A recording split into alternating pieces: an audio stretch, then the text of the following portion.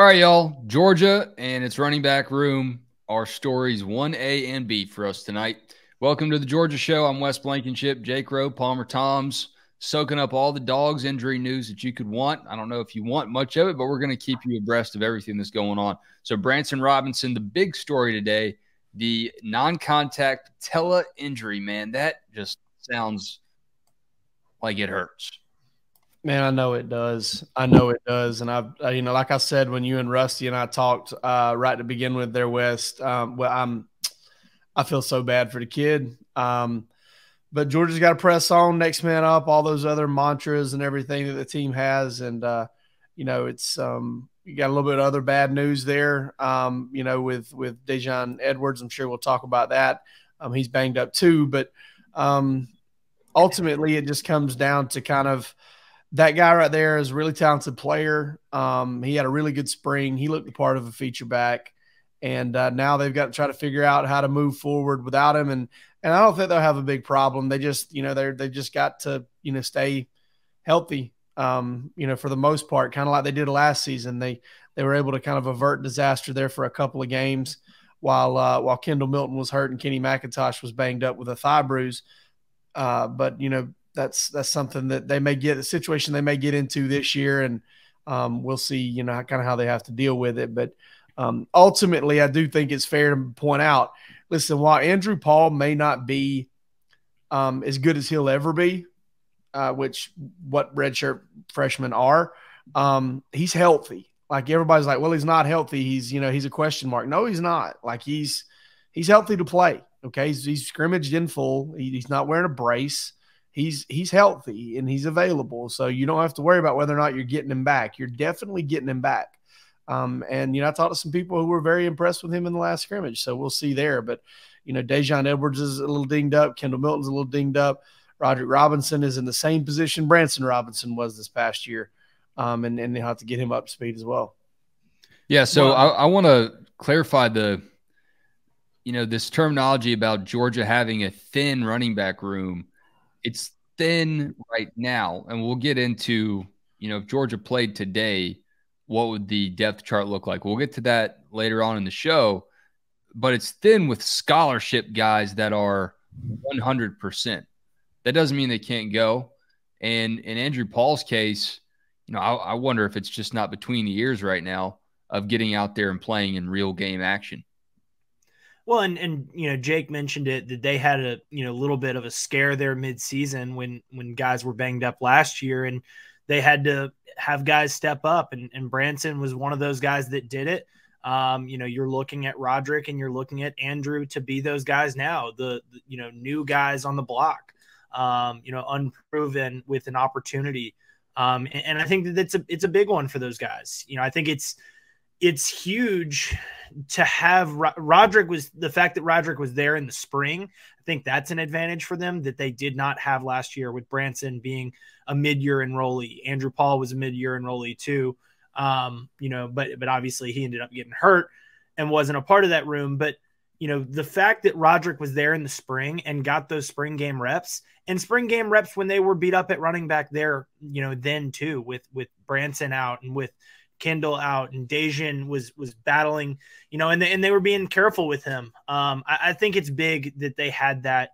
They're not any shorter on scholarship numbers at running back than they were last year, and they managed to get through just fine.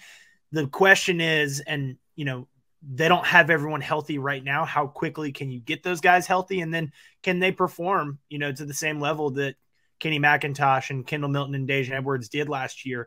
Obviously you've got Dejon and Kenny back, Dejon and Kendall back, but you've got to replace Kenny McIntosh. And that was always going to be a big thing. For sure. All right. So running back room is not exactly hanging on by a thread, but it's also making you a little bit more uncomfortable than you probably want to be. What else did y'all take out of practice observations today when you were able to be out there on the field for about 46 seconds? Well, we didn't see Ladd McConkey. I've heard nothing to suggest that anybody should be concerned over that just yet. I don't want to come out and say, hey, he's not injured. I've heard some indications that he's not injured, so we'll see. But he wasn't out there. Saw Gabe Harris working at a different position. Rusty mentioned him here recently as a guy that he's heard some good things about. A lot of guys off to the side right now. Kendall Milton, Dejan Edwards, we know about those guys. Smile Munden's another. Jonel Aguero's another. The good news, and Palmer wrote about this, and I believe in his injury report, Kristen Miller and Tyron Ingham Dawkins were both back with the defensive linemen today doing drill work. And that's really good news. That kind of takes that position back to full speed with all of their weapons and all of their guys. And that's a very, very good thing for Georgia. Ultimately, there was a competitive portion of practice there. Malachi Starks knocked the snot out of some walk-on, lit him up. That was pretty entertaining. Brock Bowers, here's the thing about Brock Bowers, and everybody knows I kind of got to get my little Brock Bowers fix here. This is the first time I've ever seen Brock Bowers in my time at Georgia where I was like, oh, that's a physically impressive looking kid. Like, he's always kind of looked like a kind of a bigger guy, and obviously he's freakishly talented. You see him play, you're impressed, but to see him this year on the hoof, it looks like he's put on about 10 pounds of muscle, and he's ripped. And he's in really good shape, man. And I was watching him today. He lined up in the slot, and I was just like, that cat right there looks like an NFL football player right now. And next year he will be. I mean, he has put on 10 pounds if you just go by those roster numbers. And like you said, it might have been straight muscle with him. Other good news on the injury front, and I did mention this, and Jake, you wrote about them because you were impressed just looking at them. It was big that they had Ernest Green and Xavier Truss there, right? Because both those guys went down during the scrimmage, were able to come back. Xavier finished the scrimmage, Ernest did not, and so with those guys, that obviously you've got some depth on that offensive line, and Ernest is in a competition, seems to have the upper hand there.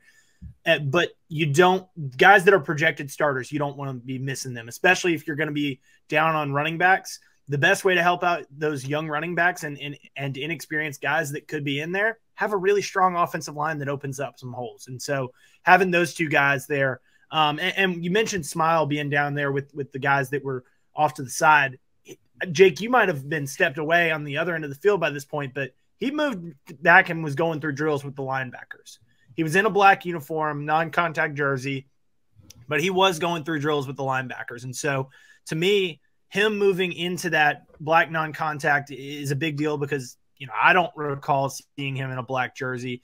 Kendall Milton absolutely wasn't in a black jersey last time we saw him. And so, that seems to be, they were in their, red and white jerseys that we see here, the offense, defense jerseys, but they weren't doing anything. And we've seen this with Kamari Lassiter moving into a black as well. They've transitioned from not doing anything in their normal practice jerseys to doing a little bit more with their position groups just in a non-contact role.